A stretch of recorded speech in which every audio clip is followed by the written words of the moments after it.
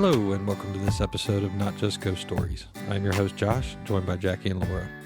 We're a small team of experienced paranormal investigators, and here we discuss different locations that we've investigated, along with a little history and the paranormal evidence that we found. Today, we will be talking about Middlepoint School located in Middlepoint, Ohio. Laura, could you tell us a little about the history of the school? Sure. The first school in Middlepoint was built on land owned by David King. It served as both a church and a school and was called the King School. The school, later to become Middlepoint School No. 2, was built in 1885 and first opened as a normal school, which was like a college that trained people in professions such as teachers and lawyers. The college did close in 1903, and in 1906 it was converted back to a public school. In 1930, the East Annex was added on, and in 1932, the original building was remodeled. Centralization in 1930 closed all county schools, and the township was divided into two halves. The eastern half went to Delphos, and the western half to Middlepoint. In 1952, Middlepoint united with Ridge Township to form Vendale Schools. Middlepoint School was closed. It was then used as a storage by an owner for a while and is now under new ownership and is open for ghost hunts. Jackie did most of the research for the history, and she wants it to be mentioned that she did find only one reference but was unable to back it up. So for that, she found that there was a building that dated back before this to 1780 and was used as a seminary for many years. It was then closed and remodeled. The third floor was taken off, and the steeple was turned into a bell tower. The basement is said to be part of the original seminary. So that was the only thing that she couldn't validate it with any other evidence, but the town of Middlepoint was originally known as Syke Town, was laid out in 1851 and incorporated in 1874. All right. So thank you for that evidence and everything on it. The first thing I'm going to say about this is when we went, we did it to help out a friend for like a convention he was having. And then also we did a public ghost hunt there. When I say we, it was me and Jackie at that time. Laura, you weren't able to go. I believe you were sick that day that we had to do that. She was smart because it was cold. Well, I think she had just gotten over pneumonia. Yeah, I had been hospitalized, so I didn't think it was a good idea to go where there was no heat. Hey, whatever. Excuse works for you because it was cold. But we did go back later. We weren't able to get inside the building, but Laura did a walk around style type of reading of the building to see what she can get. But we're bringing up Middlepoint School because we're going with the other parts that we've done about schools and different things that we found inside of them, outside of them, and around the schools. It still seemed to hold energy. At Middlepoint, even with the age and the time it closed down all the way up till now, it's holding energy there. So, Jackie, you want to talk about Middlepoint, if I could talk, Middlepoint School and kind of how you felt there? And also, I'd like to say the reason why Laura included the fact that it was a seminary is because in ghost hunting, that would always be a good thing to see if you could stir up any nuns or anything like that. So that's kind of why I put it in there, even though I can't really validate it. It's an old building. It was an unused building. The floor ripped up and things like that. But it's an interesting building. A lot of times, if you don't have a lot of people in there, I think the spirits either go away, go to sleep, or they're not as active. But as we got more people in there, that was my second time there, I believe, I noticed that there was a bit more activity. Yeah. Which I would agree with, just trying to help set up throughout the day, trying to help the people that were running I guess you can call it conference. It was kind of more of they had different booths set up for sales and everything else while we were trying to help them there. And then trying to get past the cold was one of the hardest parts there for the first little while, and then even toward the end of the night. But you were feeling the energy kind of going through the whole entire school. Yeah. So, which was just totally different. Now, Lord, let's go to your reading that you kind of did. Do you remember anything about the reading? Like, did you get anything? For the school itself, I mean, it's just like your ordinary school.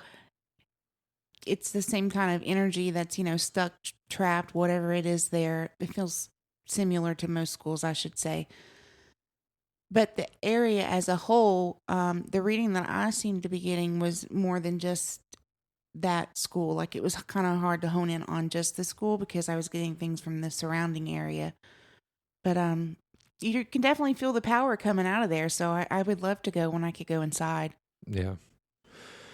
Now, again, like we said, when Jackie and I went, there was a bunch of different people there. There was a guy who wrote books about Gettysburg and how different things he had found paranormal-wise down in Gettysburg.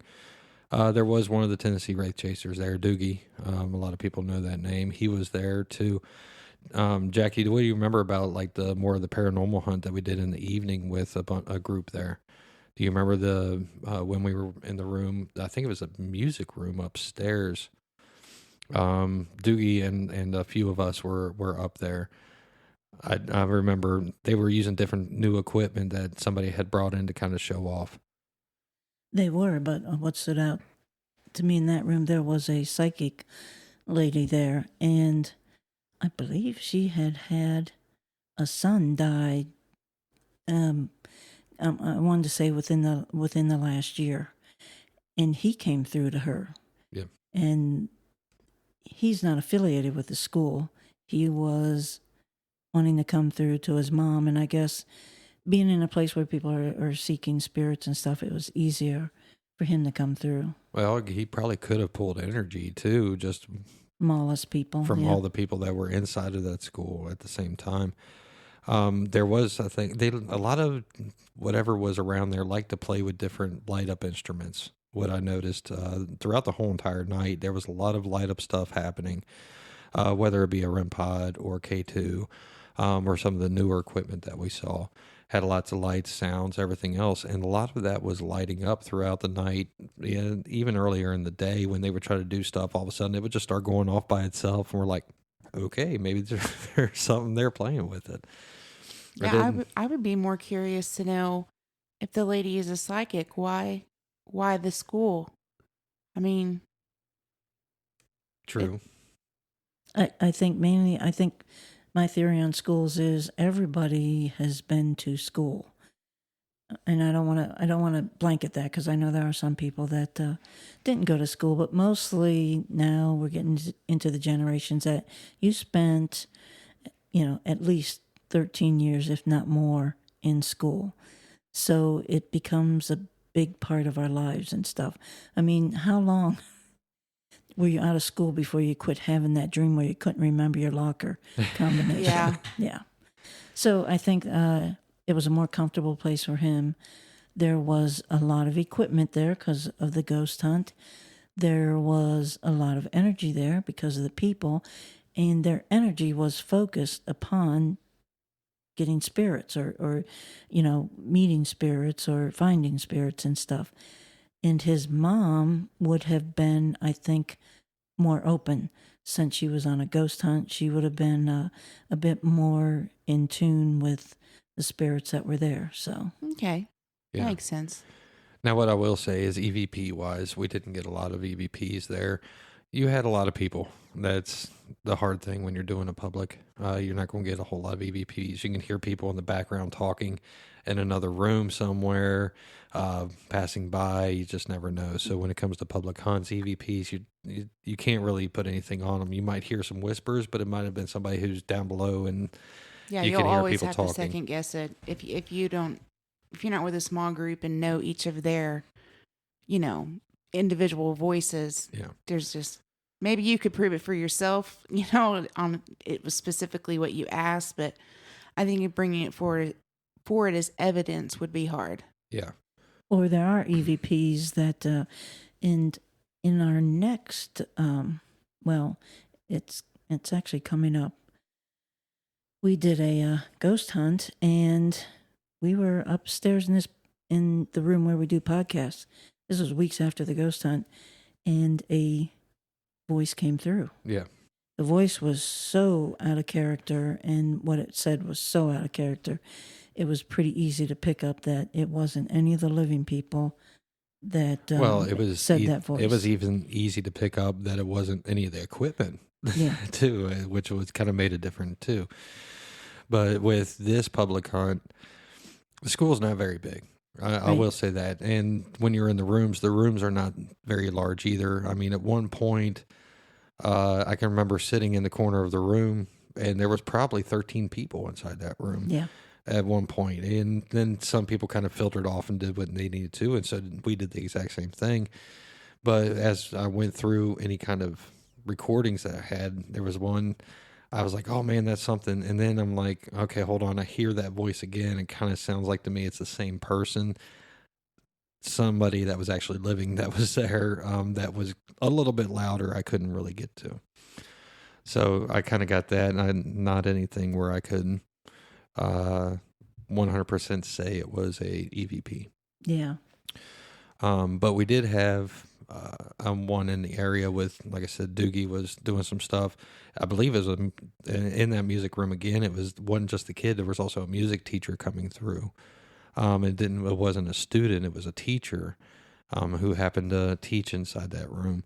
Really hitting hard on some of the equipment that he was using, including a style of REM pod that's not usually seen a whole lot, but it was a REM pod kind of machine. It was really hitting that very well. You can tell there was nobody around at that point. I think there was only about 6 people inside there, including us. And we were all sitting down, and he had the equipment on the desk in front of him. Yeah. And it wasn't that the desk was moving, because we would have heard it on the floors, and we would have seen it and things. And nobody was up moving towards it. And it did, like you say, it was a type of a REM pod. It did light up. Mm-hmm. And well, the awesome thing about it is he was getting a lot of direct responses. Somebody would ask a question, you would get a direct yes or no type of response. They were using it as a yes or no style machine. So you'd ask a question, you would get nothing off of it. You would ask a question that you've already asked before and gotten some kind of hit off of, and all of a sudden it would hit again. So it was kind of backing up with things that you've already asked and then trying to get you forward, which is the whole entire point of a ghost hunt. If you start to get some kind of response answers and everything's matching up, if you can continue to back that up and have it on recording and have it on video, it just kind of shows things are going the way that you need them to in order to get some type of answer. And it also, that's one thing public ghost hunts are good at, in that Doogie was sitting there and he would ask questions, and the audience members could ask questions, but I believe it was a psychic. When she asked a question, she always got an answer. Mm-hmm. So, and it was an answer that everybody could see, the REM pod lighted up. And I have found that a lot of times a spirit will favor one person over the next person in giving EVPs or answering questions, or, doing what they're told or whatever. Yeah. Oh, well, and you've seen that in, I mean, we're talking about Middlepoint School, but the last school that we talked about, you get familiarity with some of these spirits if you've been there many times. And sometimes they'll start answering just to one person. They will not talk to anybody else except for one. I think it comes down to personalities. I mean, ghosts generally, when you're in a school, are people that previously were alive, mm-hmm. and they have a personality. And as ghost hunters, we all have an individual personality. And some two people are just more drawn together. They just more characteristically alike. And I myself believe that your energy is tagged to your personality. So that might be what causes the communication to be stronger for some people. Yeah, that's a really good point. Jackie, you have anything to add? Yeah, I was just wondering about that. If it's energy, everybody has different energy on different frequencies and wavelengths. And I wonder if the spirits would be drawn to a wavelength and frequency that corresponded to them. Right, or is it an opposite thing, a negative and a positive? Yours is, you're a really, high frequency person, and then somebody that's low. I mean, are those attracted, or is it just like to like? Be curious to to learn over time. Yeah, because I know I'm a low person and high people annoy me. So I don't know if that's going to change when I die or not. I'm really surprised we get along then. Well, I mean, when it comes down to everything, again, the biggest thing about energies is really the strength of the energy too. Wouldn't that kind of change things also? Yeah, but strength can be modulated. There's been several spirits that I have actually had to say, you need to back off because you're so strong, you're overwhelming me. And they have been able to back off to where I could stand to be in their presence and talk to them. Okay. So I think strength is something that they can manipulate a bit more. Like they can harness it in. Yeah. Okay. Well, let's go back to Middlepoint. Jackie, what else do you remember about the public hunt there? The basement. We got a lot I of... almost forgot about the basement. Yeah, we got a lot of stuff in the basement, and it wasn't nice. We were the two that broke off first because 13 people went into one room, and I went, I'm going to stay back here. So, and then I think Josh finally wandered on back and stuff, and we were watching the shadow movement. It was by like a well or something, I think. We were seeing a lot of shadow movement back there. Yeah. Well, we have a tendency to break off from groups. As one of you heard about Post Town, we did the exact same thing. Yeah, we don't play well with We don't others. play well with others. We do not. And even if it's just two of us, we still don't play well with others. But yeah, the basement, there was a lot of shadow play. I haven't stabbed you yet. There's a lot of shadow play down in that basement. Something not so nice. I don't think he was evil. I mean, I'm not going to call him evil. Well, the shadow we were watching, but remember when we went into the next room? Yeah. We finally did join the crowd because they looked like they were having fun. And what was in there was heavy and... yeah, you're right. I've been around a demon, so I understand evil. Mm. And I base upon that. Was it demonic? I don't know. But was it nice? It didn't feel like it. Yeah, I don't think it was nice. I think it was human, if you want the truth. I don't think he was conjured. I don't think he came in. I think he was human. I just think he was not a very nice human. I think he had some control down in that basement, but he had zero control up in the building itself. Well, actually, that makes sense because I do believe they said something about a custodian that stayed in the basement a lot. I could see that. And that makes sense why he's not nice. 13 people, yeah. Get out of my area. But there was something, the energy shift between those rooms was very different. Very heavy going into one. You still felt it, but not heavy in the other. And you always, for some reason, wanted to look over your shoulder if you did walk out of that room like, man, is he going to come running at me? I do remember that. And that, because I had not heard about it being a seminary, but when I heard about it being a cemetery, found out it might be a seminary, I thought I'd like to go down to the basement and start seeing if it's a nun. Not that nuns are mean, but, they got a job to do, and these people not being where they're supposed to be, they might come across as that. And a nun might have been down there doing the boiler and stuff. True. Yeah, they were known to work in those areas and everything else. Be curious if you went back a second time and didn't even try to, speak to the spirits you've already spoke to, and simply focus just on as if you were speaking to someone that would be in a seminary, to see if your questions divert to who's willing to come forward. Like if you're ignoring the ones and you're only talking to the seminary, would that cause just them to come forward and speak to you? That's a good point, especially in a school, because you can have so many spirits and stuff that the nuns might be, we'll wait our turn. Yeah. I'm going to go back to the basement here because now I got things coming back to me because literally I almost forgot about the basement in this school. The shadow play, down there. I'm actually replaying it back in my head. It was different. I mean, it wasn't anything bad with the shadow play, but it was a different style of shadow play. And it looked like they were not residual. It didn't feel residual, but it did feel like they kept doing the same thing.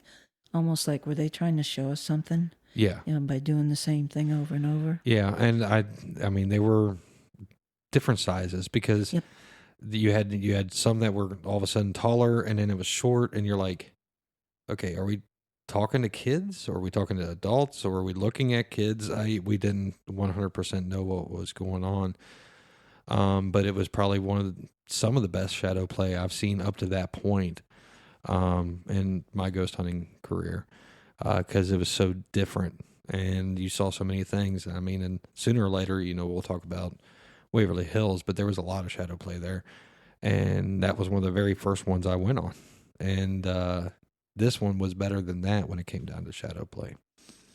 So I would say on that one. Yeah. I was thinking Waverly Hills had some different things, but that's a whole nother podcast. Waverly Hills had a bunch, but yes, that's total different podcast. That one, some of the shadow play you can definitely tell was residual. This was, I don't think, residual. No, but he kept doing, I remember over at the well, kept doing the same thing. Yeah. Like going in between here to here, fiddling over there, back. And I can't be specific because a lot of the stuff that might have been there had been taken out. So there might have been a machinery or something there that he was messing with that we couldn't see anymore. Yeah. It was a different style of shadow play, though. I do remember that after you bring it up, because that actually threw me for a loop for a second. So the basement was a very interesting place at Middlepoint. For me, I'd probably say Middlepoint as a whole, the basement and the third floor was probably the two most active areas. I don't know. Again, this is my second time there, so it might have been the first time, but we got a lot of activity on the stage. And it was more in the wings of the stage, more as if a play was being put on and they were going from dressing room to stage or shifting scenery and stuff. That must have been your first time, because I remember looking at the stage and everything. We didn't have a whole lot going on because you had taken me in there, but there wasn't a whole lot happening. There was one guy, now the stage is off of the first floor. And you can kind of get into it through the door. There was one guy that was kind of hanging out in the corner that we tried to talk to at the end of that stage, but there wasn't a whole lot going on the stage at the time. We think maybe he had worked there at some point or had done a really hard job in the stage area where he was in charge of something there. But, we tried to talk to him. He kind of got shy, wouldn't talk a whole lot. Made himself kind of known one time, but there wasn't a whole lot going on for me there. I often wonder too, because this building did go through so many transitions, if it was a seminary, then a school, then it closed. At one point, the owner was renovating it for apartments. I don't know if he had people living there in apartments and stuff, but the entire school had been kind of renovated, so it was no longer classroom. It was more of of apartments and stuff. So if you have a spirit that maybe came from the school and all of a sudden we're changing things, maybe they get a little shy and hang back before they talk. Yeah, that's true. What else we have on Middlepoint? It was cold, and it was one. That's sometimes it's not the ghost hunt, but it's the things that stick out in your mind most. And what stuck out in my mind was it had started snowing while we were there, and right next door, a guy is mowing in his shirt sleeves. He's in a snowstorm. He's mowing his lawn. Yeah, I found that a little odd. Yeah.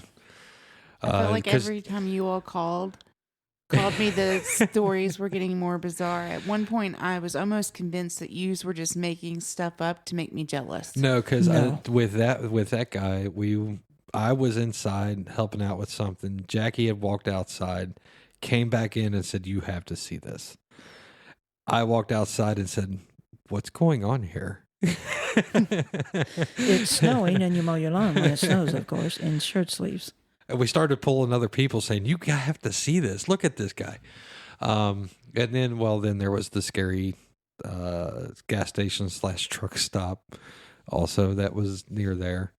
And then the gas station we finally went to, Yeah. that was a little weird too. The whole place is weird. I think you probably just actually, of course, we weren't that close to Indiana, but it's still close enough.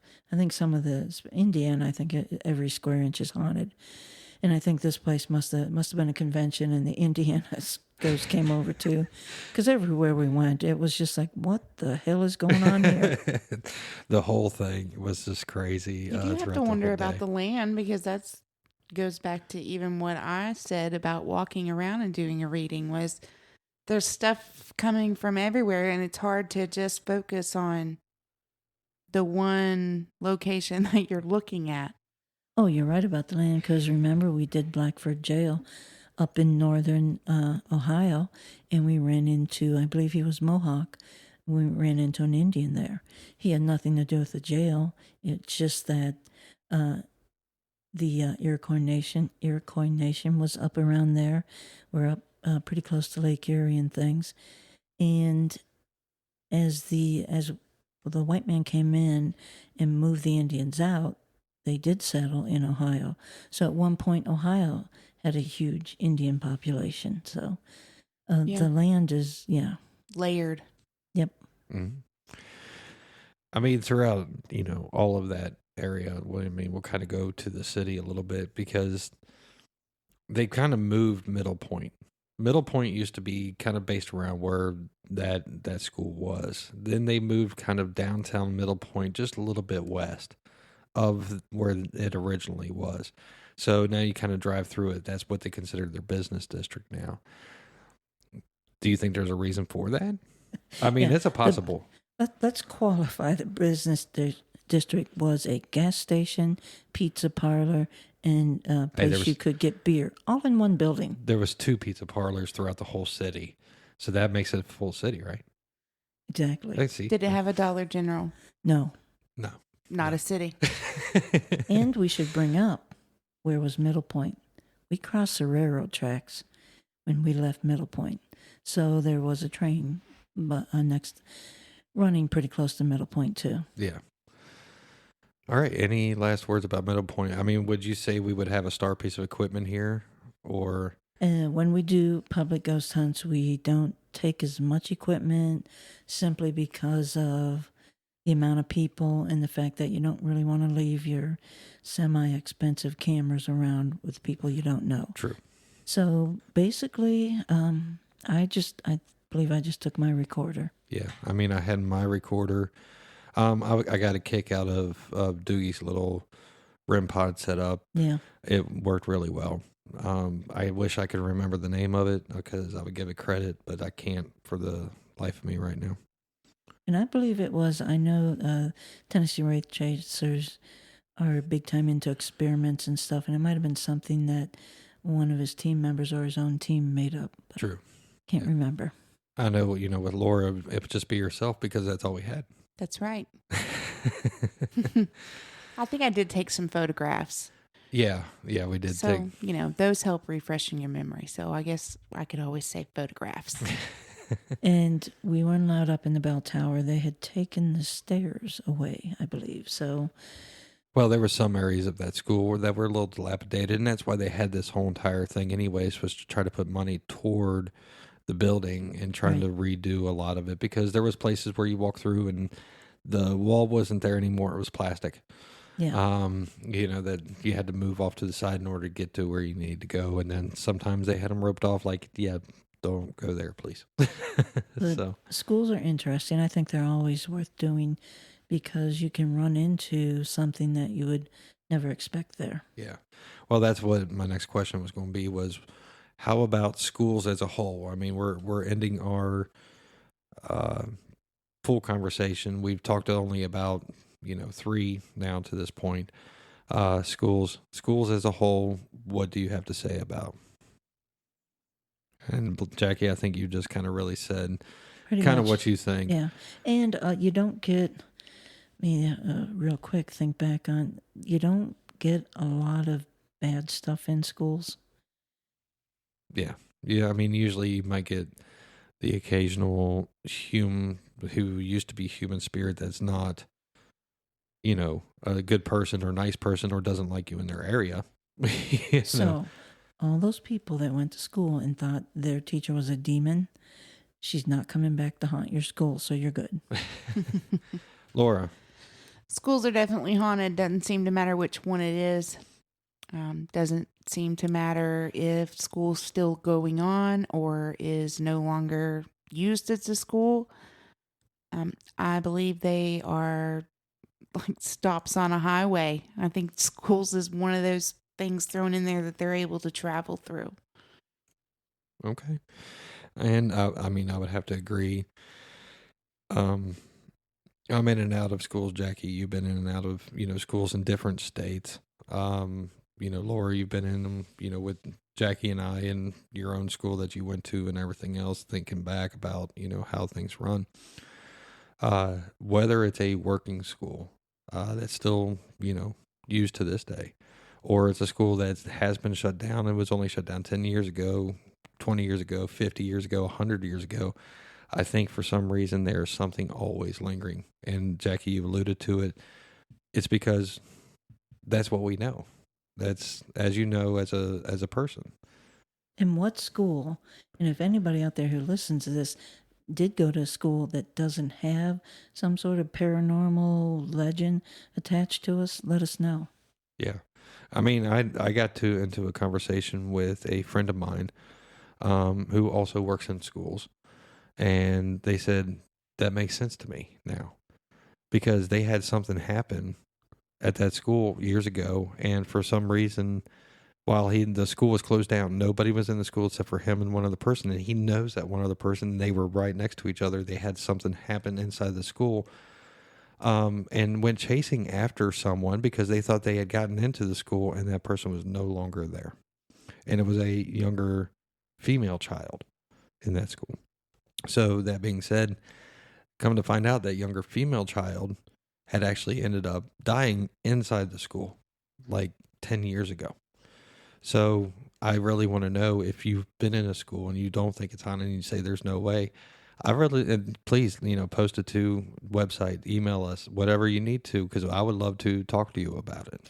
I don't think it's haunted. Or the school I went to, this is how old I am. You started kindergarten at one end and you ended up high school at the other end. So it was the entire town population.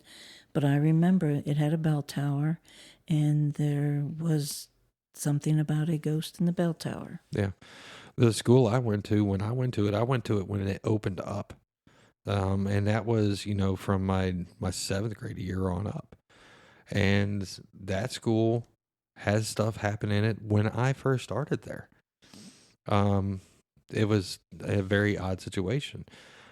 Even to the school that I went to for elementary school, it had been there for a very long time, so stuff was happening there. It seemed like it carried over throughout my whole entire life. Well, younger life, not now, but Laura, I mean, what would you say about your school that you went to? My elementary school probably was the oldest.